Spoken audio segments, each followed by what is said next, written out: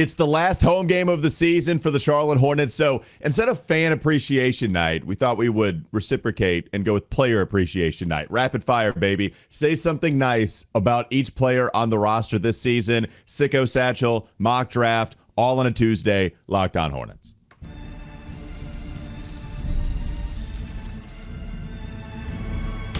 You are Locked On Hornets, your daily Charlotte Hornets podcast. Part of the Locked On Podcast Network, your team every day. In a minute, cuz we live.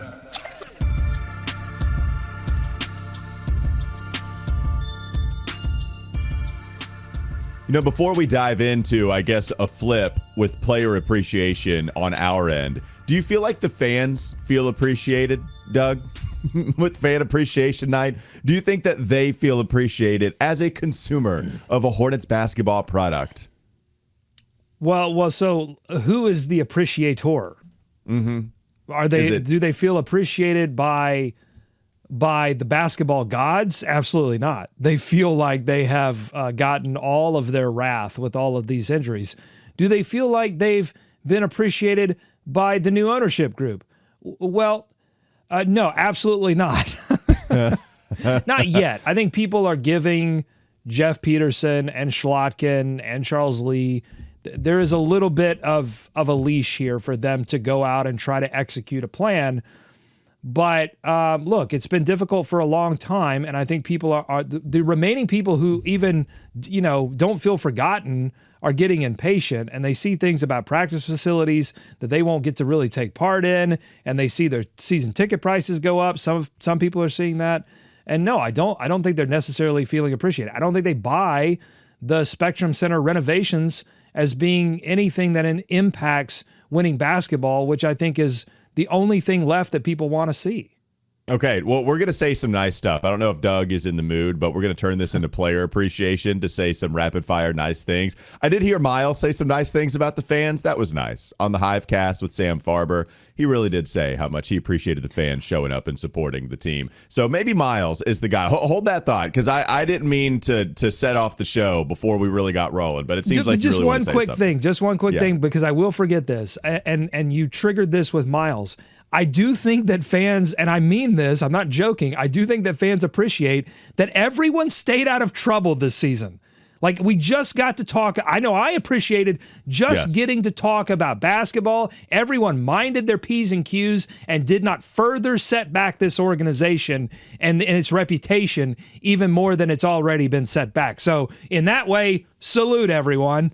There's the first nice thing we say about this team. Doug Branson, everybody, Locked On NBA as well as Locked On Hornets. He's also on everyhornetsboxscore.com. You can find him and text him on the show notes. You can see the information to text him there with his subtext information out there as well. I'm Walker Mail. You can listen to me on WFNZ every weekday from 12 to 3 p.m. Both of us hosting Locked On Hornets. Thanks for making us your first listen every single day, anywhere you get your podcast. Last but not least, Doug has another responsibility. It's the Locked On Hornets daily newsletter, one stop for ultimate team and league coverage, delivered right to your inbox. You can sign up for free right now, lockedondaily.com. That's lockedondaily.com. Start your day with the all-new free Locked On Hornets newsletter. Yeah, are you in the mood to say nice things about this team? If we flip this, right, and we do player appreciation, where they might give us, I don't know what the giveaway is tonight, if it's like some bobblehead, or if it's a t-shirt, or if it's a towel, a rally towel, if it's a noisemaker.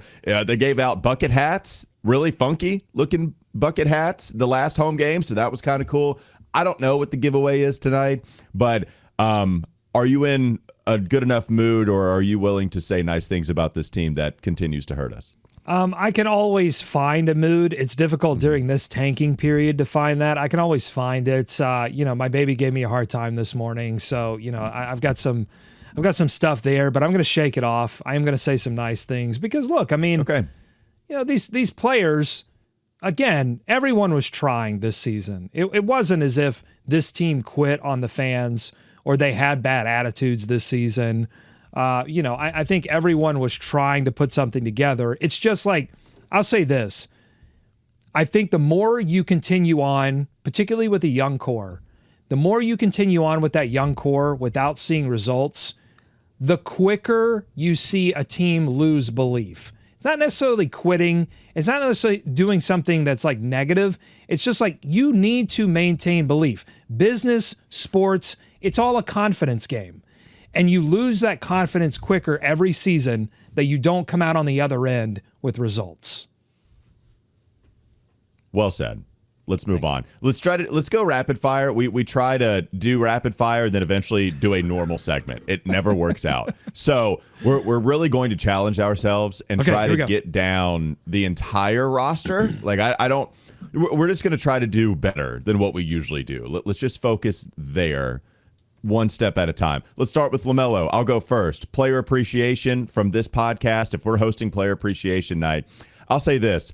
LaMelo showed you that he can be a really special player at the beginning of this season. And also, I appreciate LaMelo just trying to save the season early on with his 100th percentile usage percentage post among all players at the point guard position. Just, oh my God, I've got Brandon Miller out for at least a week or two within a minute and a half into the season. Miles Bridges, the Iron Man that he is, he's going to be out for the first 2 weeks of the season with the injury that he suffers. Okay, great. Who else I got?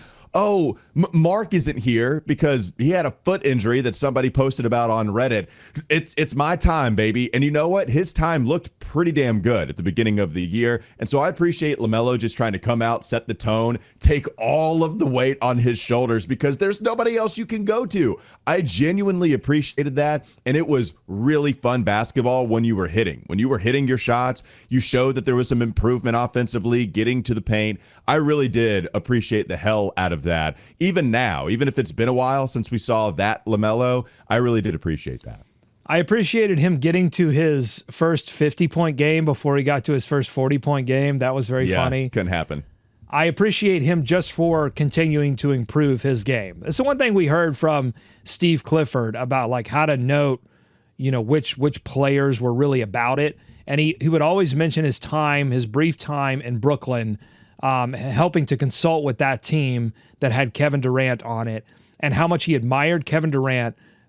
Everything that Kevin Durant had achieved to that point, he was still coming in and trying to improve his game every time he stepped out onto a floor. And so LaMelo, with the Rookie of the Year, with all of the pressure to carry this team, with the All-Star appearance, he still came into this season. He heard what Charles Lee challenged him on, and he tried.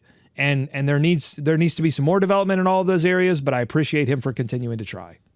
Miles Bridges, same thing there. You could just copy and paste the continuing to try. Miles, I appreciate Miles taking the right shots no matter what the game dictated. You were trying to get to the rack, even if you were down 25, to get some semblance of an offense going. And actually, there were some old school fake comebacks that maybe turned into real comebacks because of what Miles did in the second half offensively. When everyone wasn't settling down, it was Miles who was the constant adult on the floor, and I thought that there were some things that he improved on. How many times did we talk about his bad team defense this year? That was a constant theme for him in previous seasons when he was out there on the floor. We didn't really talk about that this year. The assist percentage was as high as it's ever been. Assist percentage off of usage percentage, that was the second highest it's ever been for Miles in his career. And again, right, like a constant theme for these stars or the best players on the roster, Miles is having to do that as well without his guy LaMelo on the floor. Also with Mark Williams missing time, Brandon missing time. So while LaMelo's role is to facilitate and try to get the best out of his teammates, I don't know if that's necessarily true for Miles within what his role is supposed to be, and yet that's what he was thrust into. And I think he kind of did that with his will, taking the right kind of shots, diving for the loose basketball, and forcing a turnover against the Phoenix Suns when it's Kevin freaking Durant right there on the sideline. That might be my favorite play to just I don't know what the word is. Give you a synopsis of what Miles Bridges did this year. That one play of diving for the loose basketball. That's a word we like to use here. Microcosm. Thank you. It was a microcosm of the type of season Miles had this year, and so I appreciate that. Miles Daddy Buckets, what I've been calling him in every Hornets box score, because he's been around a lot of young players this season, and he tries to get them involved and help them develop. And then when everything breaks down, he becomes Daddy Buckets and says, just give me the basketball. I'm going to either get us back into this game or make it less embarrassing. He's made a lot of meaningless basketball somewhat meaningful. Thank you, Miles. The growth of Mark Williams, who went through a By the way, I'm doing much season. better on the rapid fire. I wanted some appreciation my way, because that's not typical of me. I'm usually a minutes eater on this show. I'm doing much better at the rapid fire. Yeah, you are doing a better job than me, but allow me more time with Mark Williams, because this is my guy. No, it's been a treacherous season for Mark, man. Like this did not happen like it was supposed to. You know, he was injured. He was healthy all year long, gets injured at the beginning of the year, gets traded, rescinded. We want him. We love him, except we traded him. What? How do you really feel about Mark Williams? All of that, right? Mark Williams is ending this season on the strong note. I think what I appreciate about Mark is there were times where he looked bad. Defensively, he was just giving up 40 burgers at an unbelievable rate. It simply can't happen if you want to stay out there on the floor. I don't care if you even flirt with a 40 burger yourself against Memphis. You give him up to Vooch. You give him up to Daniel Gafford. You give him up to all these guys, like even the secondary center stars. And where are you now? You're in a way better place now than where you were. And so I think I appreciate that about Mark Williams, sticking with it through, I think, the toughest season that anybody endured this year, maybe outside of LaMelo with all the injuries, Brandon Miller, injury-based, those two guys. But the guy got traded, man. The team said, we don't want you anymore, and he had to deal with injuries. And Mark is going to end this season better than where he started, and I appreciate that. Yeah, look, Mark could have made a much bigger stink out of the trade situation and just not returned. Like, that was, as much as that would have damaged Mark's career, that was an option for him. He could have just said, bleep it. You didn't want me. I'm going to just sit and you trade me in the offseason and deal with it, or release me, or whatever you got to do. I don't want to suit up in the purple and teal anymore. Instead, whatever Charles Lee and Jeff Peterson talked to him about, and whatever he was thinking there, he convinced himself that it was a better idea to continue to improve his game. And guess what? He has in the back half. He's shown he's healthy. I'm excited for whatever it means. If Mark Williams stays with the team, I'm excited about it. Mm-hmm. If I hope they make some other improvements to the center position. But if he doesn't stay with the team, if he gets traded, good luck, Mark. Almost. No, it was good. Why? It was good. That was positive. I appreciated it. Coming up next on the Locked On Hornets podcast. Doing my best. My baby's fault. It's always your baby's fault. We'll go through some of the other players on the roster. Sicko Satchel mock draft. That's still to come. Locked On Hornets. This episode is brought to you by Robinhood. With Robinhood Gold, you can now enjoy the VIP treatment, receiving a 3% IRA match on retirement contributions. The privileges of the very privileged are no longer exclusive. With Robinhood Gold, your annual IRA contributions are boosted by 3%, plus you also get 4% APY on your cash in non-retirement accounts. That's over 8 times the national savings average. The perks of the high net worth are now available for any net worth. The new gold standard is here with Robinhood Gold. To receive your 3% boost on annual IRA contributions, sign up at robinhood.com/gold. Investing involves risk, rate subject to change. 3% match requires Robinhood Gold at $5 a month for 1 year from first match. Must keep funds in IRA for 5 years. Go to robinhood.com/boost. Over 8 times the national average savings account interest rate claim is based on data from the FDIC as of November 18th, 2024. Robinhood Financial LLC, member SIPC. Gold membership is offered by Robinhood Gold LLC. More Locked On Hornets ahead. Some of these are very similar, but as we continue rapid fire, if we go with Tidjane Salaun next, it's the same thing I talked about with Mark. Ending the season in a better spot than where you began, except for Tidjane, it's a little unexpected. The shooting, we were really ahead of schedule. He was a bad shooter, and I'm not even going to say he was an amazing shooter this year. That's not true. But, Doug, it felt like the shooting chops were there more so than I expected them to be, and they were there as soon as you hit Summer League. I'll appreciate the enthusiasm, the unmitigated enthusiasm of the Tiger Woods fist pump anytime that he hit a single three. It did not take many good plays in a row, maybe just 2, maybe just 1.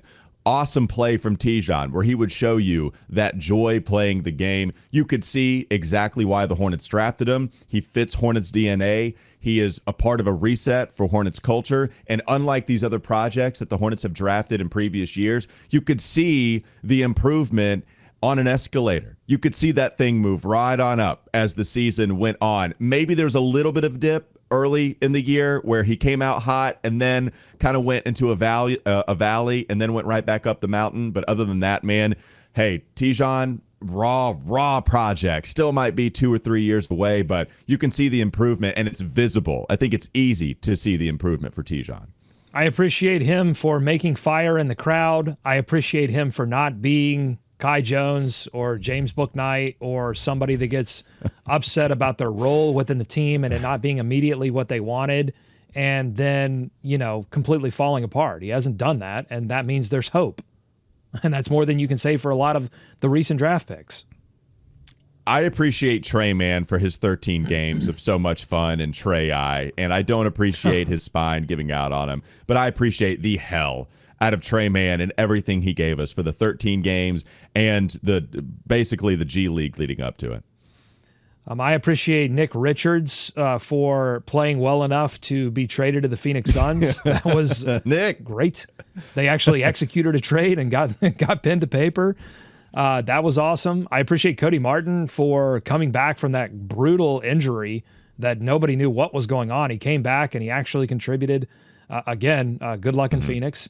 I appreciate Moussa Diabate for just coming in here and owning his space. That's been one of the big buzzwords for Charles Lee is like just commanding the area of the floor that you occupy, and nobody has done that more than Moussa Diabate, who fights for every rebound, scraps for every loose ball. I mean, that guy, talk about exhibiting Hornets DNA. He is the absolute mascot. He's the mooscot of the Charlotte Hornets. Love that guy. Taj Gibson, I appreciate you for being just the consummate veteran in the locker room, trying to hold this young team together through a lot of adversity. I appreciate Brandon Miller for just trying to continue to improve his game. Obviously, bad injury luck, but he seems like he's got a great attitude about things. Excited to see him again next season. Josh Okogie for having an absurd plus-minus, just coming over here from the Phoenix Suns.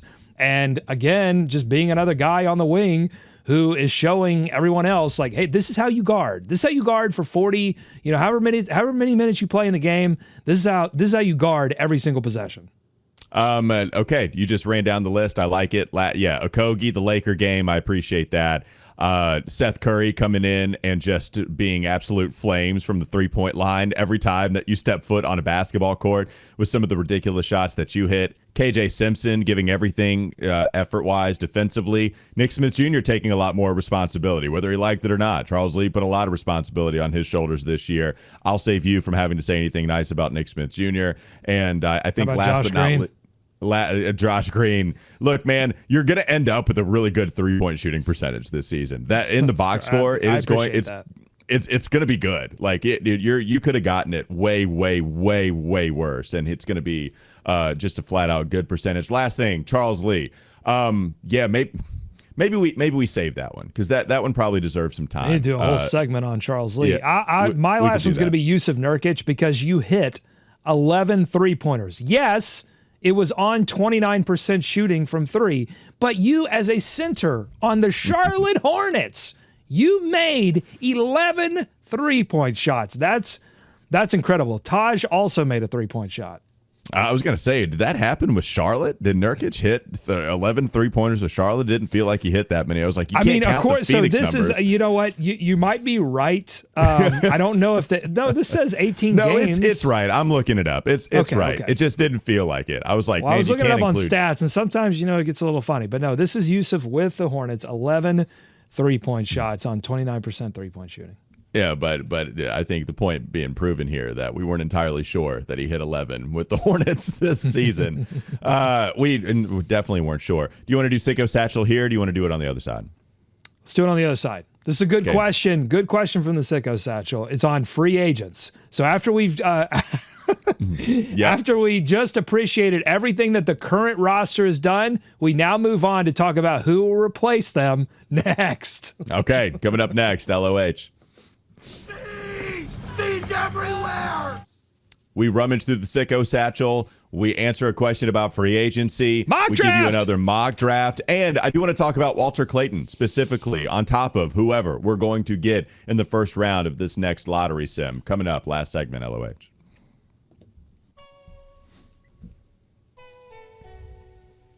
This episode is brought to you by BetterHelp.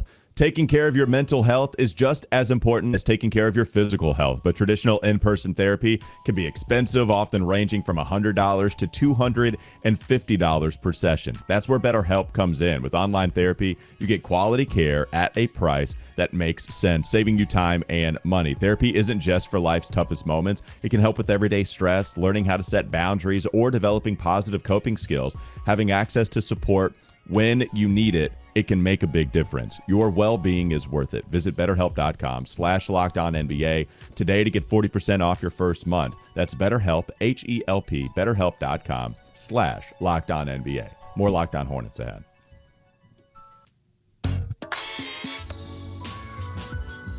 Thought we did pretty good. I know you are the one that basically took the steering wheel that last segment and then said, okay, I'm just going to roll down the roster. But I think necessary to grab the steering wheel and then just continue to roll here. So nice job on the rapid fire. We move on to your Sicko Satchel. All right, this is Ben from the 7th Dwayne Bacon Division, a recent addition to the Sicko Brigade. Welcome, Ben. You now have free admission to the low bar. You never pay cover. If you're part of the Sicko Brigade, you never pay cover to the low bar. So welcome. Ben you just writes pay your this. soul. That's all you have to do is you just have to give us your soul, and all after that, it's all fine. Well, you vomit. You vomit at our feet, and we go, yep, you've been watching the Hornets for a couple of years now. Yeah, go ahead. He's one of us. Come He's on one in. of us. With the season wrapping up and summer approaching, are there any soon-to-be free agents on the market that you want the Hornets to go after? We're definitely not big game hunting yet, but I feel like a Malik Beasley or a Bruce Brown would look great in the purple and teal. I mean, so, yeah, if you want to throw out those names, Malik Beasley, we could just hire him as a please God get us to the playoffs merchant. If he wants to do that with Detroit, hitting all the threes in the world, he can come over here to Charlotte, probably not be a good defender because he just hasn't been a good defender, but he can just be in fuego from the three-point line. So Malik Beasley, I would absolutely welcome him. And I think Bruce Brown, he would make sense too. I guess I haven't paid attention nearly as much to what Bruce Brown has done this year, but it seems like it's gone a little wonky since his Denver days. He parlayed that Denver Nuggets playoff run into a really nice contract, which he absolutely deserved. And then it felt like he just went quiet into the night. Haven't heard from him a whole lot. But Bruce Brown, the idea of what he could do, maybe that would make some sense for Charlotte as well.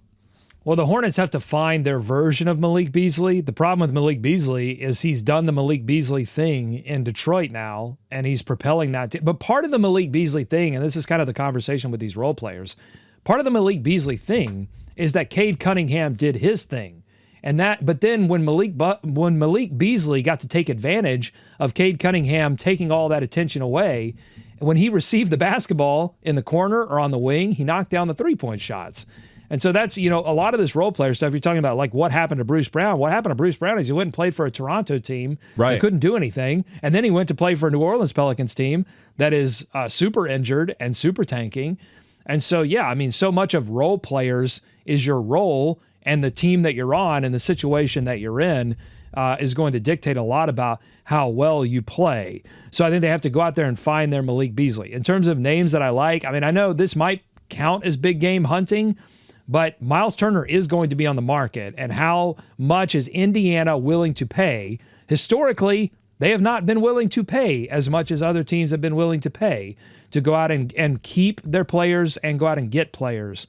And so I think they're going to say everything that they need to say to be like, we want to keep Miles Turner, but I don't necessarily know if they're serious about that. So I think you look at that. Tyus Jones is a name we've talked about a lot. Phoenix is going to probably be breaking everything down, taking it all down to the studs. If they can get Kevin Durant moved, if they can somehow convince Beal to go somewhere else, please, Bradley Beal, go somewhere else, please, we're begging you. But if they can do that, Tyus Jones might be somebody that they don't have any interest in bringing back. Pretty much widely considered as the league's best backup point guard for forever. I don't even know how many other players there are, but I know we talked about Tyus last season also. Last one, Nickeil Alexander-Walker, was a fan of him coming out of Virginia Tech. Took a little while for him to develop, but is strong player for Minnesota. Shot close to 40% from three this year. Also a long defender. I think Nickeil Alexander-Walker would make some sense if you wanted to put him in that Josh Green role. If you wanted to trade Josh Green, I know you wouldn't necessarily mind that. Nickeil Alexander-Walker would be a guy I think that would be an interesting fit here in Charlotte. Yeah, that's a fun name too, because I think Minnesota is going to be in a similar situation where even if they play well in the playoffs, they're going to have a difficult time figuring out the books to keep all these players. They put Julius Randle on the books. I think, Naw could be a guy that has to be sacrificed if they want to keep Jaden McDaniels too. And those two feel like, I feel like Naw has had some of his best games when Jaden McDaniels either hasn't been available or has been resting. So it feels like those two are a little bit too copy and paste. So that's a great name as well. Let us know what you think on YouTube, youtube.com/@LockedOnNBA. Locked On NBA? I say that too much on Locked On NBA, and that's why I just repeated it there. It's Locked On Hornets. It's okay. Leave us a comment. Tell us who you think the Hornets should pick up. All right, mock draft. We move on quickly. This is a rapid-fire themed show. What is the mock draft today, Doug Branson? All right, this mock draft is going to come to us courtesy of Lawless Republic, which I think is a BYU blog. Wow. Oh, my God. We're day 12? Day 12, we're already here? It's getting dark. Well, the issue is that I have to get to some of these before they get they're completely outdated. So this was 21 hours ago. Look, it is from a BYU blog called Lawless Republic, but don't insult the draft prowess of one Calvin Barrett from the Lawless Republic blog. No disrespect. And he has the Charlotte Hornets taking Ace Bailey out of Rutgers. Bailey is an elite athlete and has the potential to become one of basketball's most potent scorers.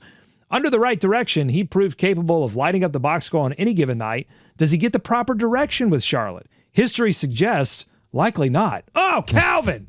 Calvin! I just complimented you, Calvin. Yeah. But that's why, but he wraps up by saying, but that's why you play the games, isn't it? Yes, that's exactly why you play the games. Because sometimes history changes. Because sometimes you spend 3 years in injury hell, and then all of a sudden you have a healthy season. That's what we're hoping for next season. Okay. Ace Bailey, we've talked about him quite a bit. He's the project of it all, right? He's the guy that you just don't know. I think he's got the widest range of outcomes as much as anybody, and that scares me because VJ Edgecombe feels like you know what you're going to get. And then, of course, with the other two guys that we've talked about at the top of the draft, we feel very good about them being in a Hornets uniform. We just don't know if that's going to happen. What scares me most about Ace Bailey is that I think there are some things that are going to have to be heavily developed.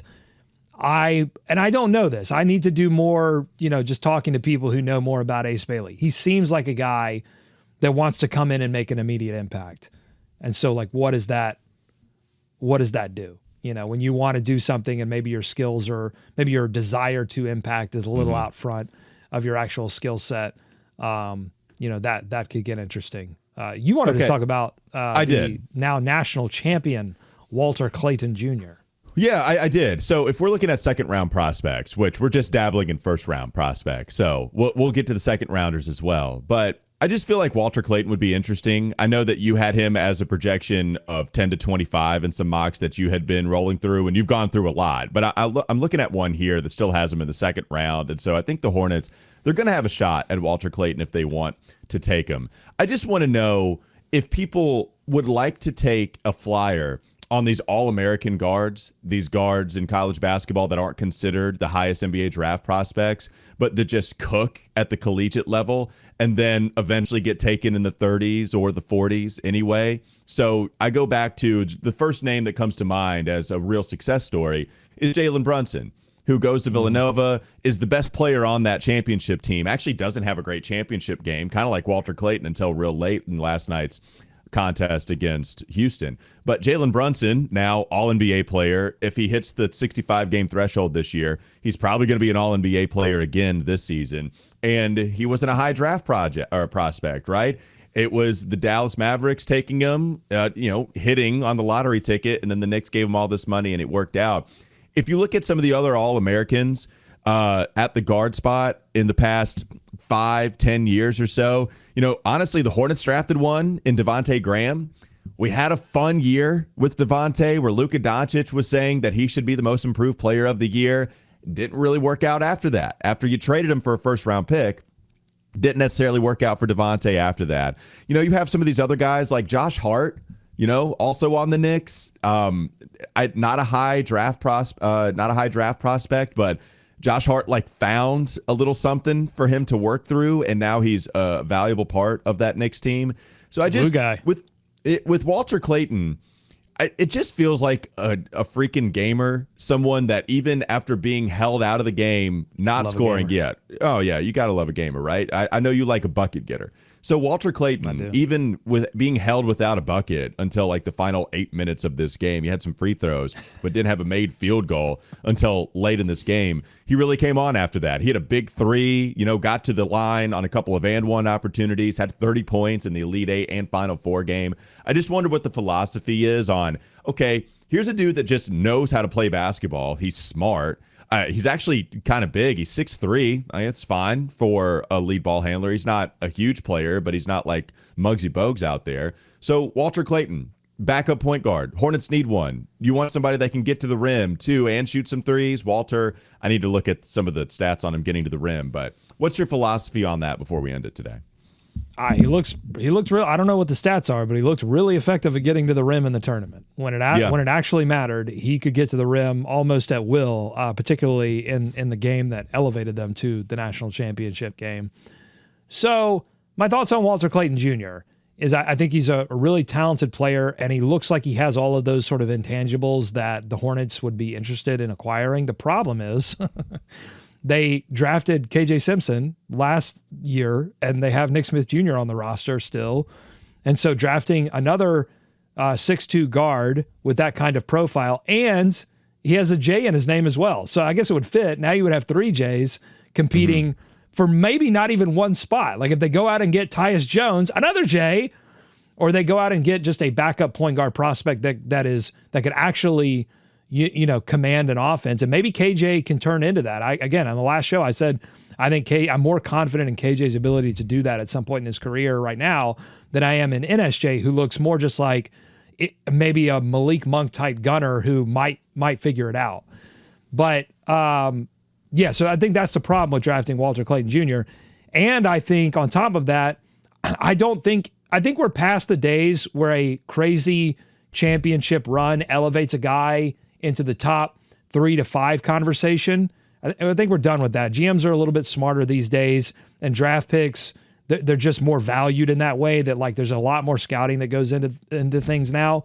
But I think it can elevate a guy out of the second round into the conversation of late lottery to late first round. And I think that's where Walter Clayton's going to end up.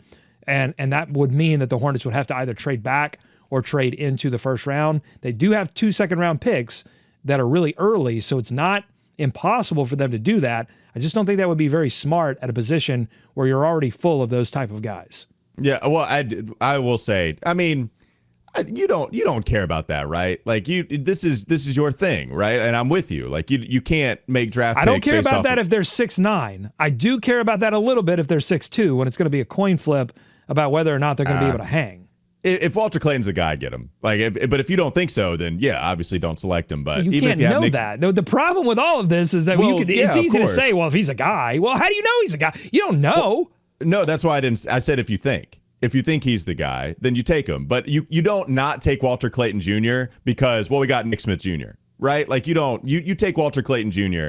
You have to actually, when you're talking about fringe guys, I think it's, to me, when you're talking about uber talented guys at the top of the draft, then I'm all for forget what the roster looks like. You go out and get the guy. When you're talking about fringe players that are going to need certain roles in order to develop, they're going to need minutes. Yeah, I just think there are some things that you have to consider when you're talking about roster building, when you're drafting in the late first round or early second round. So I will say, caveat, if you're ready to eject Nick Smith Jr. and possibly KJ as well into the sun, and you're just we're going to bet it all on Walter Clayton Jr., and that's fine. But I don't think it's smart to take Walter Clayton Jr. and say, hey, you now have 3 or 4 guys to jump. Good luck. Well, yeah, you got two, and we don't even like Nick Smith Jr. So, like, if if you want to draft them, then maybe you just go ahead and draft them. But if he doesn't even last in the second round, maybe this is all for naught. Like, I do wonder, did he really get up there in the first round? Like, that'd be an incredible showing. But he was great. God, he was great this year, and he wins the championship. So we'll see about these All-American guards, man, and where they go, especially in Walter Clayton's case. That'll do it for Locked On Hornets. Thanks for making quick announcement. Okay. On yes. So the newsletter. We've got a big giveaway for the newsletter, and I've got I had the details up on my screen. There we go. All right, so on the newsletter, if you subscribe between now and the end of the month, you get a chance to win a $2,500 Best Buy gift card, a $300 Game Time gift card for your ticket purchases, or a $200 Fanatics gift card. Get exclusive insights into free agency. Our draft coverage is going to be all over the newsletter. Team updates, you get them delivered straight to your inbox. LockedOnDaily.com. You click on the Locked On Hornets link. You get signed up. It's free. It's every day. Join the Locked On Hornets podcast for trusted coverage every day. Subscribe. Enter today. The link is in the description as well, and you might win a gift card. Okay, there you go. You might win a gift card. That's Doug Branson, everyhornetsboxscore.com. Also writing the daily newsletter on Locked On Hornets. Also hosting Locked On NBA. He's doing a bunch of different things. I'm Walker Mail. Listen to me WFNZ every weekday from 12 to 3 p.m. Have a great rest of your day. We'll be back with you tomorrow.